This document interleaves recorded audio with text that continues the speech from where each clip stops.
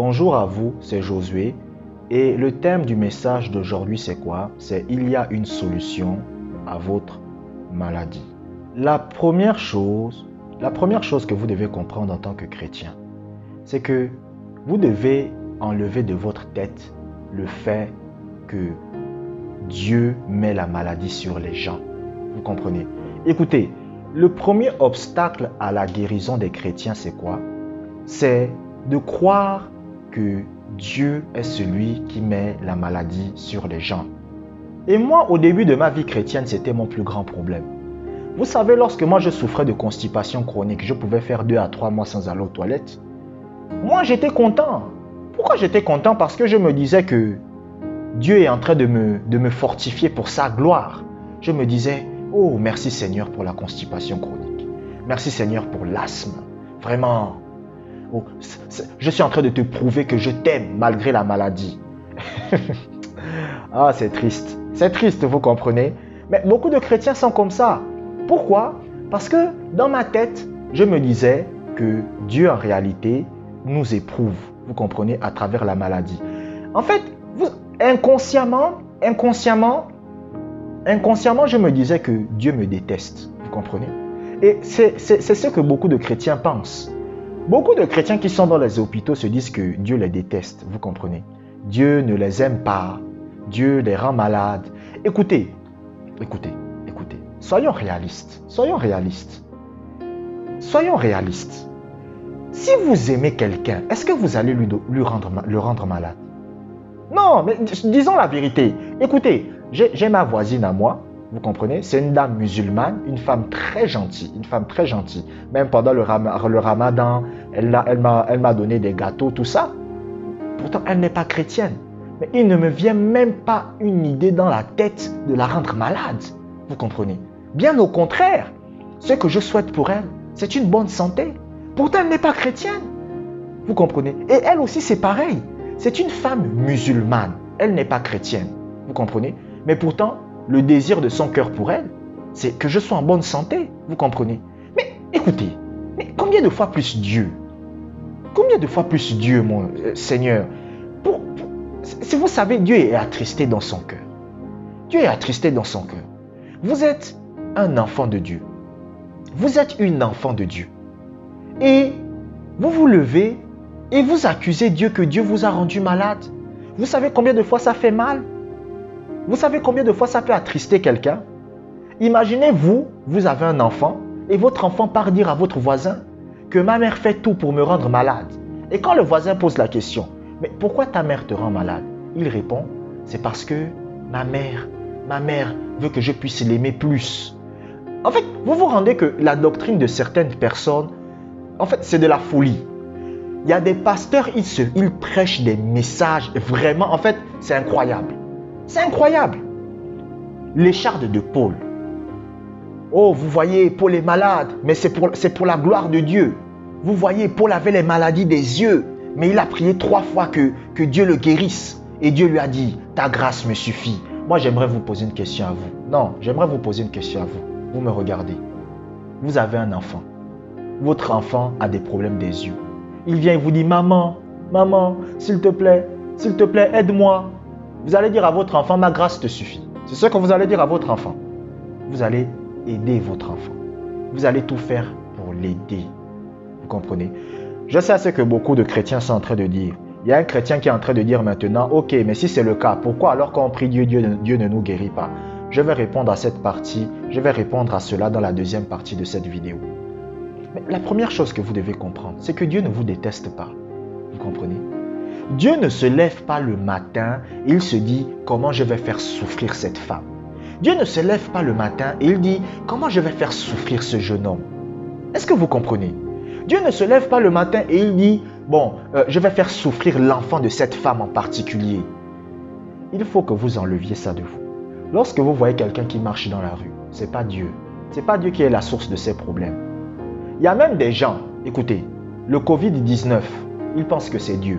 Vous voyez, Dieu a envoyé le Covid-19 à l'humanité pour les punir. C'est vrai que le Covid-19 est la résultante de la mauvaise façon de vivre des êtres humains. Mais ce n'est pas Dieu qui est l'auteur du Covid-19. Mais pourquoi? Parce qu'on a mis dans la mentalité des gens que Dieu déteste les êtres humains. On a mis dans la mentalité des gens que Dieu déteste les hommes, les femmes, les enfants. Vous comprenez? Alors que Dieu n'est pas comme ça. Dieu ne vous déteste pas. Et Dieu ne vous rend pas malade. Donc, croyez-moi, Dieu ne vous rend pas malade. C'est ce que moi je croyais aussi. Dieu me rend malade, mais Dieu ne vous rend pas malade. Il n'y a pas de maladie au ciel. Au ciel, personne n'est malade. Il n'y a aucun ange qui va vous dire j'ai le cancer. Il n'y a aussi aucun chrétien qui vous dira j'ai le cancer. Tout le monde est en bonne santé. Donc, si au ciel, il n'y a pas de maladie, qu'est-ce que cela veut dire? Cela signifie que sur terre, la volonté de Dieu pour vous, ce n'est pas que vous soyez malade. Donc, ôtez ça de vous, que Dieu vous déteste. Dieu ne vous déteste pas. Maintenant, pourquoi beaucoup de chrétiens ne parviennent pas à obtenir leur guérison? Oui, je sais, je vous ai dit que oui, ce n'est pas Dieu qui rend malade. Mais maintenant, pourquoi beaucoup de chrétiens ne parviennent pas à obtenir leur guérison? C'est parce qu'ils n'ont pas de connaissances, vous comprenez? Ils ne savent pas ce que la Bible dit pour obtenir la guérison. La Bible dit, parce que tu as rejeté la connaissance, je te rejetterai de mon sacerdoce. Est-ce que vous savez ce que ça veut dire? En clair, ça veut dire tout simplement que comme tu n'as pas la connaissance, le manque de connaissance va faire en sorte que tu souffres. Vous comprenez? Donc, lorsque vous voyez les chrétiens qui sont dans la souffrance, en fait, n'importe quelle souffrance, mais aussi la maladie. Lorsque vous voyez un chrétien qui est malade et qui ne parvient pas à obtenir sa guérison, la résultante, c'est quoi? C'est quoi le problème? La source du problème, c'est quoi? C'est le manque de connaissance. Je sais, la sorcellerie existe. Je sais, il y a des gens qui pratiquent la magie. Je suis bien placé pour le savoir. Je le sais. Mais la source du problème, ce n'est pas le sorcier. La source du problème, ce n'est pas Satan. La source du problème, ce n'est pas Dieu. La source du problème, c'est un manque de connaissance de la parole de Dieu. L'ignorance est quelque chose de fatal. C'est pour cela, il y a un homme, je crois, il a dit le savoir est une arme. Le savoir est une arme, ça veut dire quoi? Ça veut dire que la connaissance que vous avez est une arme. Vous comprenez? Lorsque vous savez faire ce qu'il faut faire par rapport à la guérison. C'est-à-dire, écoutez, c'est automatique. Je sais ce qu'il faut faire pour obtenir la guérison. Je sais ce qu'il faut faire pour garder la guérison. Je sais ce qu'il faut faire lorsque la maladie veut revenir dans le corps de quelqu'un. Il y a même des gens parmi vous, vous avez été guéris. Je reçois les messages des gens. Il y a des gens qui me disent, Josué, j'ai été guéri, mais la maladie est revenue. La maladie n'est pas revenue. C'est qu'en réalité, vous avez été guéri, mais vous avez perdu votre guérison. Pourquoi? Parce que lorsque les symptômes sont revenus, vous ne saviez pas ce qu'il faut faire. Vous comprenez? Vous comprenez? À cause de quoi? À cause d'un manque de connaissance. Il y a des gens, par exemple, qui vont me dire, oh, Josué, j'ai du mal à croire que je suis guéri. Et c'est normal. Mais comment faire pour enlever le doute? C'est parce que vous ne savez pas ce que la Bible dit par rapport à ce sujet. Donc, pourquoi beaucoup de chrétiens sont dans la souffrance? Pourquoi beaucoup de chrétiens ont des problèmes? Pourquoi beaucoup de chrétiens ont du mal à être guéris? C'est parce qu'ils ne connaissent pas ce que la Bible dit dans la guérison divine. Ils ne savent pas. Vous comprenez? Ils ne savent pas. Vous comprenez? Il y a des chrétiens même, ils ne savent pas que les maladies viennent des démons. Ils ne savent pas. Vous comprenez? Ils n'ont pas cette connaissance-là. Donc, eux, ils vont dire Dieu guéris-moi, Dieu guéris-moi, Dieu guéris-moi. Alors que le problème, c'est un démon. La plupart des chrétiens, parfois, ils marchent. Tout à coup, ils ressentent les symptômes de la maladie. Mais ils ne savent pas que c'est un esprit. C'est un esprit qui les attaque. Ils n'ont pas cette connaissance. Et comme ils n'ont pas cette connaissance, c'est ça qui cause leur chute. Vous comprenez? Pourquoi beaucoup de chrétiens ont du mal à être guéris? C'est leur manque de connaissance qui les fait souffrir. Vous comprenez? Pourquoi beaucoup de chrétiens ont du mal à obtenir leur guérison? C'est leur manque de connaissance. C'est pour cela que vous devez développer votre connaissance de la parole de Dieu dans le domaine de la guérison. Écoutez, encore aujourd'hui, je continue à lire des livres sur la guérison divine. Encore aujourd'hui, vous comprenez. Il y a de cela quelques semaines, j'ai commandé des livres sur la guérison. Et j'en commanderai encore. Pourquoi? Parce que la connaissance, écoutez, quelqu'un ne peut pas dire moi je connais tout. C'est pas possible. Ça grandit, la connaissance grandit. Même dans le domaine de la guérison, il y a des choses que je ne sais pas, vous comprenez. Et que je cherche à apprendre, à approfondir. Est-ce que vous comprenez?